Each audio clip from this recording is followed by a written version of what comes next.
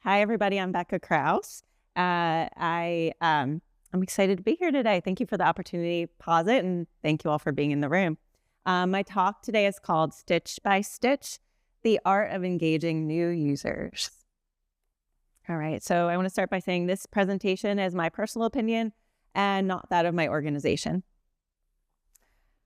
So we know by now that, you saw our little pharma contingency. So you may have caught on that those of us in the pharma industry really love our tables. And I work on the data sciences and engineering team at GSK, where my team focuses on building tools to support our study teams who are working hard on clinical trials and analyzing the data and trying to make sense of it by putting it in these displays. And there's so much data being collected on these trials, so they end up kind of displaying it in every which way. And I want to tell you about a little situation that is super common that many of these folks find themselves in. So they get to the end of the study, do all of the analysis and follow their plans to create the nice, clean tables that they set out to do. Do all the formatting and create the final versions. And here's one that's always performed in a trial, which is the demographics table. It contains the patient characteristics at baseline by treatment group. So a really important table gets completed, and they're not quite done because this is a really important study, and it was a lot of time and effort, and the results end up getting usually picked up for, someone's paper, someone else's presentation, the final study report. So different people repurposing and reusing, presenting, sharing out with the world. Unfortunately, it's not usually such a simple copy and paste. Depending on where the table is being popped into, it could be a slide set or a document, or maybe there's some rules by the journal. Typically, some tweaks need to be made to that end result. Or these folks just have their own preferences for how the thing should look. And they want to change the rounding a little bit, or they want to flip the order of the columns, or split up multiple pages. And just these little aesthetic tweaks that quite honestly have not much to do with the analysis itself. That's kind of done and dusted, and they're just refining the way it looks. In a traditional workflow, this actually can cause a lot of rework, because if you're getting into the analysis program, then you start messing with the analysis. You have to check it again, or maybe people are editing it manually, so error prone.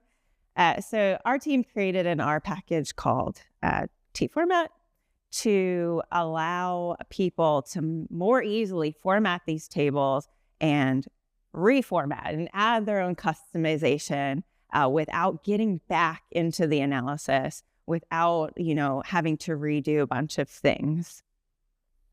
And tfrmt works by gathering all of the instructions for how this display should appear and storing it as metadata. So what are the rounding? How should the values be rounded? What are the labels of the columns, any special footnotes, things like that, all gathered and stored as metadata as an R object. And combined with the results themselves, they get created into a GT table with all the pretty specifications.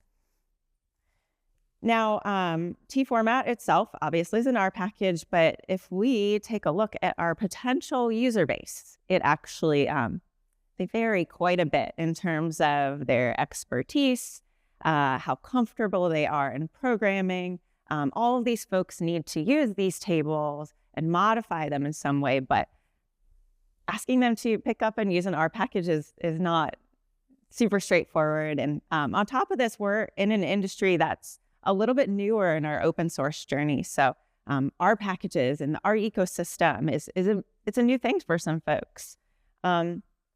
So learning a new skill as an adult can be quite difficult especially when it's in a really super new domain and you don't have the context because you weren't there before. This is your first time in this new area, and you can feel a little bit out of place. So speaking of being completely new to a brand new domain, I recently had an experience as a brand new beginner in area that was new to me that really gave me a renewed perspective on what it's like to be new at something, what it's like to learn something without that context. I've never been there before. And appreciating what it's like to approach beginners for the first time. So a couple of Christmases ago, I got one of those Woobles kits. Has anyone heard of them? They kind of exploded in popularity. And they're kind of all over the place now, but there's little kits that contain everything you need to learn to crochet your first little plushy creature. And mine was a unicorn. And I started following the instructions and finding my way. And I had some, I had to undo and redo a bunch of things because, I'd mess up, and it was bumpy and it was messy, but eventually I completed the thing, and I was, again, it was messy. I was proud though. And fast forward to today, this is me on the weekends, or honestly on the plane ride over to Posit Conf, just can't stop, and honestly, the bigger the project, the better, especially when it's bigger than myself. And not only do I, continue to do this hobby, but I have the confidence that I can pick up increasingly challenging tasks and continue to find my way in this new world. I have the confidence I did it before. I can do it again. And we have a similar goal with tfrmt. We want to, bring in our newest users, even if R is new to them, and make them feel comfortable and help them to start building positive associations with R, with open source. And hopefully that plants some seeds for them to be future experts. It all kind of starts with the very first step.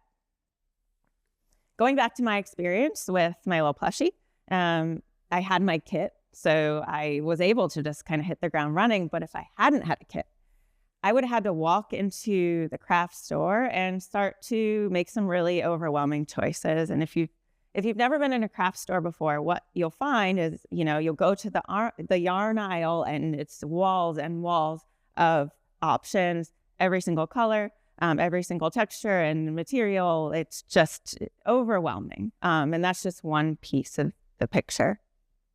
But for me, I was able to, put all that aside, learn it later, and just start creating, which was, helped me reach that point of confidence sooner. If we think about our users of tfrmt that are newer in this open source world, they are, learning the R ecosystem, learning what the software is and how to install it and how to use the new language. And all of that is very much worth doing. And we want those folks to learn it. But if they just want to explore tfrmt first and kind of dip their toe in, we have given them an option to do so through our Shiny app. So we have all of our logic in the R package tfrmt, and we've created a Shiny app interface called tfrmt Builder, which allows people to start exploring this package without, learning the code. And if we take a look at the app right here, here's the landing page, and right away you can see at the top there's just a couple of tabs for people to step through the expected workflow of tfrmt. Initialize, edit, and export. Initialize is where they define their starting point of what they're working from. Are they building a table from scratch?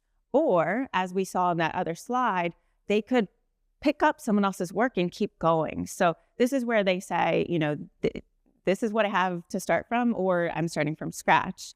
And then they can continue to actually work on the table, modify its appearance. When they're finished, they can save out the result. On the Initialize tab, this is where they say what they're starting with, and they have the option to both upload an existing tfrmt and this is all the instructions for how the thing should look. It's metadata. They can upload the JSON file that represents that metadata. They can also upload the data. If they are even greener to this, their organization has never used tformat before, we have built-in examples. So people can explore the workflow of creating a demographics table without having, done these sorts of things before. And they go from an edit tab that looks something like this, totally blank slate, starting from scratch, to the settings configured for them and just filled out, and they have their table that they can explore how it was formatted and how to tweak that formatting. When they are finished and they're happy with the way the table looks, not only can they save out the results, but they can save out the metadata that can reproduce the result for someone else to come along and pick up and use or learn from in the future. So swapping back to my crochet journey, that first step, I had my kit in hand, all the materials I needed. So again, it was all about taking that very first step. And for these little projects, the first few steps are actually quite challenging. So another nice feature was that it came with a pre-started piece. So the first few steps were actually completed for me. And my first step was much simpler, the simplest possible stitch. So I was able to kind of put that stuff aside and, of course, come back to it later and kind of fill in the gaps. But this really gave me another boost to success. For tformat, we have one of our core pieces of functionality is the ability to create templates and use them later. So someone who's more comfortable with tformat at your organization, and we saw this through the app, there's some examples, you can create templates. And these represent how you would expect a standard common table to appear. So folks can really just pick it up, add their data, and they have a table with values. So really, really simple for people to get that table even more quickly when they have a template to work from. And for new users who want to start dipping their toe in customizing this table, there's another feature where you can take an existing table and layer a bit of tweaks on top of it. So you can take something that already exists, and without going into that and understanding how it happened, you can just do a layer, your own little customization through a layering function, and there you go. Even a new user can have the ability to customize and put their own flavor on it.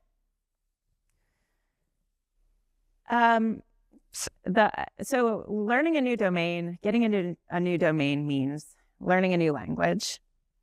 And for my unicorn, the instructions looked a little something like this, just foreign to me, different little abbreviations, numbers, things I had no idea how to read at first. But eventually I started to get comfortable, get the hang of it, and develop some fluency around it. And little did I know that was actually universal. So all projects use these conventions, all patterns use these conventions. And I was able to eventually go beyond Woobles kits and start doing things in the big wide world of all sorts of projects. So that really built a nice foundation. And tformat comes with its own syntax, its own language. As any R package does, you have to kind of get the hang of it. So for folks that are visiting the app first on their learning journey, they have exposure to this right away. So the formatting options that you see here that come in the sidebar of the app, they directly mirror functionality in the R package. So if the body plan corresponds directly to body plan and so forth. And so by going into the app and playing with these things a little bit, a user can start to build a mental map. So if they eventually want to jump over to R, which is where they're going to have kind of the most power and flexibility, that transition is more smooth than it would have been if we had kind of shielded them from some of those things. And just give you a peek at the way this looks in the app. We have the different functionality going along the left here. Doesn't seem to want to play, does it? Anyway, the user can, I don't know, kind of choose their selected plan. And I was going to show you how they can select the column plan, drag the columns around, and see the result right away in the table. So they can play and interact and see the result right away. So they can, it helps just to build that mental map visually much more quickly than if they were reading documentation or something. So between these two tools, we have different entry points for our users to come in and use things depending on wherever they are in their journey, right? And because they're all speaking the same language and they can pass things back and forth between each other. I made this table, you can build on it, and we can do this in the app or direct use of R. It really helps to foster collaboration, which is really nice. And if people want to progress in the journey and start using different things, they certainly can. They could decide to eventually go from the package or the app to direct use of R, or maybe they're really pushing what's possible in T format as far as what formatting is offered. And they can start plugging it in with other tools in our ecosystem and continuing to customize and expand there. So as developers of T format, we recognize an opportunity to approach our diverse user base and kind of meet them where they were. And as developers in general, we have a responsibility to provide an on-ramp to our new users and really picture ourselves in their shoes and help them, take that very first step. Because after all, it may set the tone in their overall learning journey. And I'll leave you with a couple of links to these tools. And thank you very much.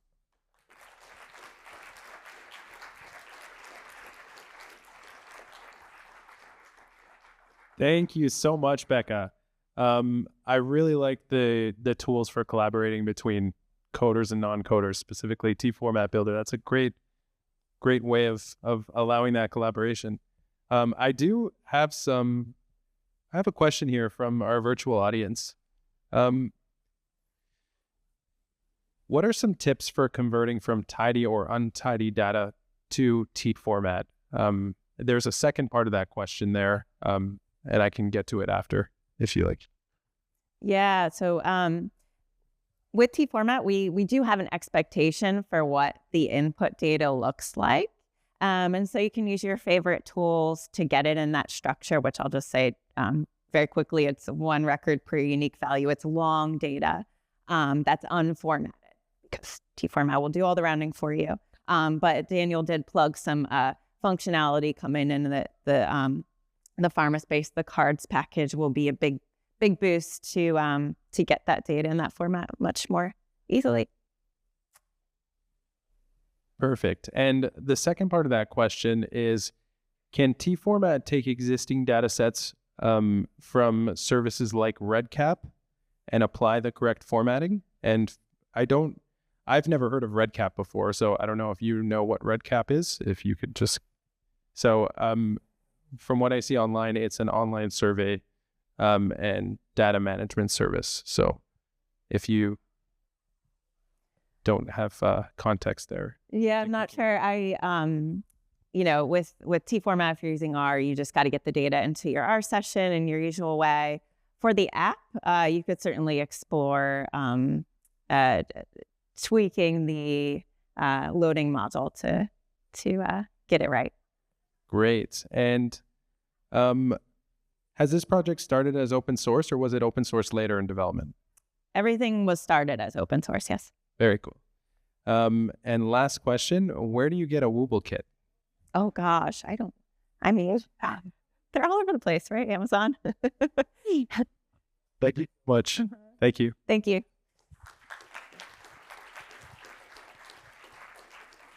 to try and